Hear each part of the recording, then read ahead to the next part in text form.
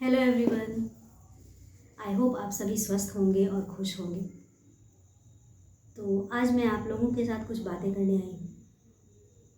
एक दो important words हैं, पेशेंस एंड ग्रैटिट्यूड, धैर्य और कृतज्ञता। तो ये दोनों वर्ड्स सिर्फ वर्ड्स नहीं हैं, बहुत पावरफुल वर्ड्स हैं। इसको मैंने अपने जीवन में अपनाया है और इसके इम्पोर्टेंस को महसूस किया है। तो एक स्टोरी के माध्यम से आप सबके सामने इन दोनों वर्ड्स को अगर हम अपनाएं तो उसके बेनिफिट्स क्या हो सकते हैं, वो एक स्टोरी के माध्यम से मैं आप लोगों के सामने रखना चाहती हूँ। तो ये स्टोरी है एक स्पैरो और एक गोल्डन डव की।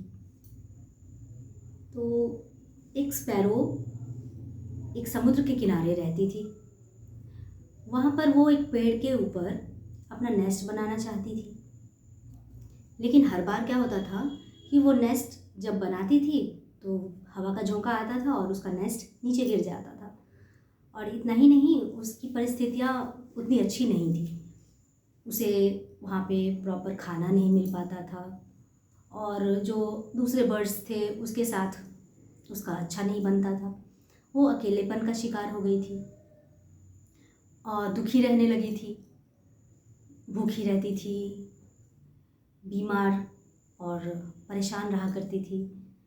तो एक दिन एक गोल्डन डव ऊपर से उड़ते हुए स्पैरो को देखती है और उसके पास आके रुकती है, बोलती है, क्या बात है स्पैरो, इतनी दुखी क्यों हो तुम?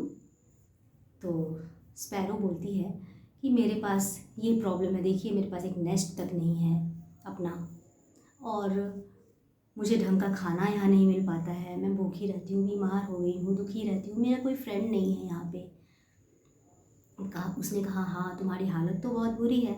अच्छा, मैं हेवन जा रही हूँ, वहाँ पे मैं मिलूँगी एंजल से, तो तुम्हारी प्रॉब्लम उनके सामने रखूँगी। तो गोल्डन डव उड़ते हुए हेवन गई और फिर उसने एंजल से पूछा कि ये जो स्पैरो है ये इतनी तकलीफ़ में है, तो इसकी ये तकलीफ़ कितने दिनों की है, आखिर कब उसको इस तकलीफ़ से छुटकारा मिलेगा?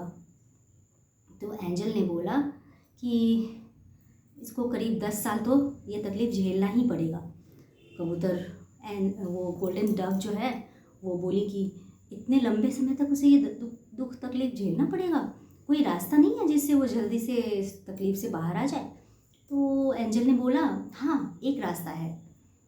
अगर ये स्पैरो हमेशा हर परिस्थिति में thank you God for everything बोले और उस चीज़ को फील भी करे, तो धीरे धीरे वो उस तकलीफ़ से जल्दी ही बाहर आ जाएगी और उसकी परिस्थितियाँ बदल जाएंगी। तो गोल्डन डव वापस उड़ते हुए स्पैरो के पास पहुंच जाती है और उसने बोला कि स्पैरो, तुम्हारे लिए एक बहुत ही अच्छा मैसेज मैं एंजल की तरफ से लाया हूँ, और तुम क्या करो, किसी भी परिस्थिति में बस thank you God for everything ये बोलना और महसूस भी करना कि तुम्हारे साथ कुछ अच्छा हो रहा है, ऐसा फील करना। तो स्पैरो ने अगले ही दिन से वो चीज़ प्रैक्टिस करना स्टार्ट कर दिया। जब नेस्ट बनाई, नेस्ट नीचे गिर गया, फिर भी उसने कहा thank you God for everything, मैं एटलीस्ट जिंदा तो हूँ। फिर बहुत सारे दूसरे बर्ड्स ने आके उसे परेशान करना शुरू किया, उसे टीज़ करना शुरू किया। तो उसने वहाँ से निकल कर कहा थैंक यू गॉड, किसी ने मेरा शिकार तो नहीं किया, मुझे खाया तो नहीं, thank you God for everything. इसी तरह से अगले दिन फिर क्या हुआ, इस तरह से जब बार बार उसने भगवान का शुक्रिया अदा किया, तो अगले दिन एक मछुआरा आया और उसने दाने डाले, तो स्पैरो को भोजन मिल गया। अब तो उसने रियली फील किया कि गॉड मेरे साथ है, तो उसने फिर से कहा thank you God for everything.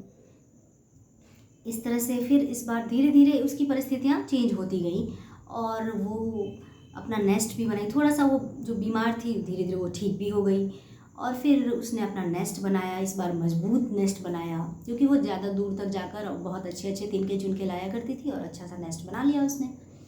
फिर उसका नेस्ट बहुत ही अच्छा बना, इस बार तेज हवा का झोंका भी उसके नेस्ट को गिरा नहीं पाया और इस तरह से वो उसके समय बदल गए।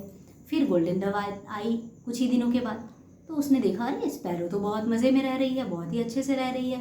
उसने स्पैरो से पूछा कि इतनी जल्दी तुम्हारा समय कैसे बदल गया? तो स्पैरो ने कहा कि तुमने जो बोला था ना, मैंने वही प्रैक्टिस किया, और ये सब मेरे पेशेंस और ग्रैटिट्यूड पे करने का नतीजा है गॉड के प्रति, कि मैं आज खुश हूँ और अपनी ज़िंदगी को अच्छे से एंजॉय कर पा रही हूँ। तो इस तरह से इस स्पैरो के लाइफ से हम सीख सकते हैं कि गॉड के लिए, नेचर के लिए हमेशा ग्रैटिट्यूड हमें अपने मन में रखना चाहिए, और अपने सभी फ्रेंड्स के लिए भी ग्रैटिट्यूड हमेशा रखना चाहिए। Thank you.